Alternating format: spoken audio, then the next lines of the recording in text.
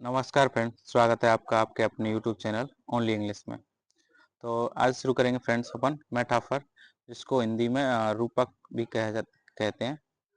हिंदी से खास मतलब नहीं है, लेकिन फिर भी समझने के लिए जो हिंदी मीडियम वाले छात्र हैं उनके लिए मेटाफर की पहले अपन परिभाषा समझते हैं। A metaphor is a figure of speech where you describe one thing by saying it is another thing to highlight a similarity between them. It does not use like or as, that would be a simile.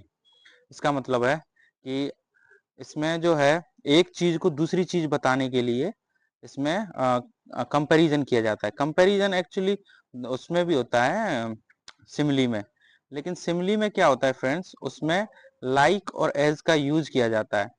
इसमें like और as का use किया जाता है, वो तो होती है फ्रेंड्स सिमिली। लेकिन जिसमें लाइक और एज का यूज नहीं किया जाता, डायरेक्ट उस चीज का कंपैरिजन किया जाता है, उसको हम बोलते हैं मेटाफर।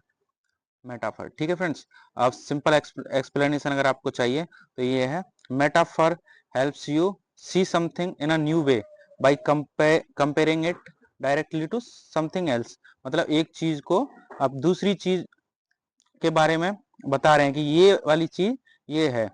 जैसे ये एग्जाम्पल से और बेटर समझ में आएगा फ्रेंड्स। देखिए, हाँ, यहाँ पे मैं आपको कुछ एग्जाम्पल्स लेके आया हूँ। देखिए, first example, time is a thief. मतलब समय चोर है, लेकिन समय थोड़ी चोर हो सकता है friends. Time doesn't literally steal, कुछ भी टाइम चुरा नहीं सकता, but it takes any moments from our life. मतलब लेकिन समय हमारी जिंदगी से कुछ क्षण चुरा लेता है, मतलब वो गुजर जाते हैं टाइम। इसलिए जैसे आपकी लाइफ में समय बीत रहा है ना, उस हिसाब से टाइम को थीफ कहा गया है, क्योंकि ये हमारी जिंदगी से कुछ पल चुरा रहा है, ऐसे ऐसा सेंस में।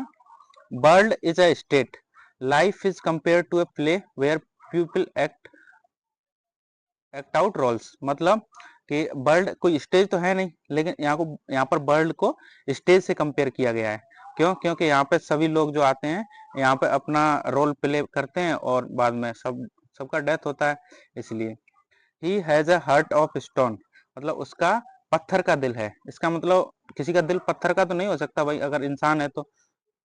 The person is emotionally cold and unfailing.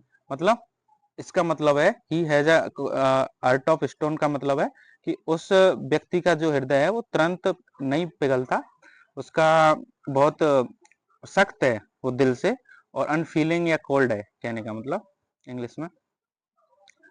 Nature related metaphors क्या है? द क्लासरूम वाज अ जू। तो मतलब क्लासरूम जू नहीं हो सकती ना, लेकिन फिर इसका मतलब क्या है? इसका मतलब है कि ये नॉइजी जंगल की तरह, जू की तरह, सॉरी, जू की तरह नॉइजी एंड काओटिक थी। ठीक है फ्रेंड्स, तो ये समझ में आ गया होगा आपके। हर स्माइल इज सनसाइन, मतलब उसकी जो मुस्कान है वो सनसाइन है।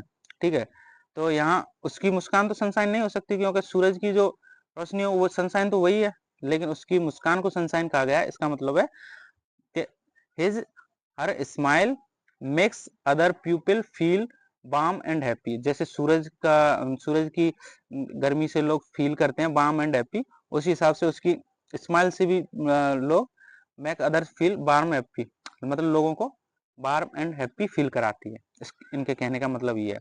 इमोशनल मेटाफर्स, इमोशनल मेटाफर्स क्या है? I am drawing in the work, मैं काम में डूब रहा हूँ। तो काम में थोड़ी डूबेगा भाई, लेकिन इसका मतलब क्या है?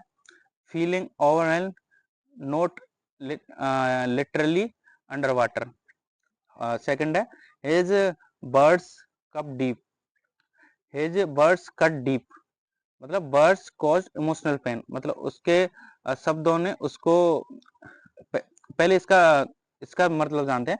हिज बर्ड्स कट डीप, मतलब उसके शब्दों ने उसको गहरा काटा है। इसका मतलब शब्द थोड़ी काटेंगे, शब्द नहीं काटेंगे ना, लेकिन शब्दों को मतलब काटने ऐसे यूज करके उसने यहाँ पर कंपैरिजन किया है। तो इसका मतलब हो गया कि बर्ड्स कॉज इमोशनल पेन, उसको मतलब इमोशनली बहुत हर्ट किया है। इसका मतलब है इमोशनली उसको बहुत हर्ट किया है।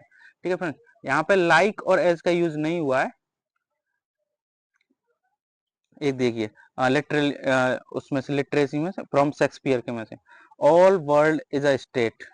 and all the men and women merely players. This compares life to a theoretical performance. मतलब ये संसार जो है एक स्टेज है जहाँ पे सभी मैन और वुमेन प्लेयर्स हैं, सिर्फ प्लेयर्स हैं। तो ये कंपेयर करता है हमारी लाइफ को टू अ थियोरेटिकल परफॉर्मेंस से। एक्चुअली जहाँ पे ये दोनों ही कंफ्यूजन वाले हैं और दोनों ही कंपैरिजन है। तो सिमिली में क्या होता है, लाइक या एज का यूज किया जाता है, लेकिन मेटाफर में डायरेक्ट कंपैरिजन किया जाता है। डायरेक्ट कंपैरिजन का मतलब यहाँ पे ही इज अ लायन, उसको डायरेक्ट ही लायन बता दिया है डायरेक्टली। ठीक है, तो इसमें क्या अंतर हो गया।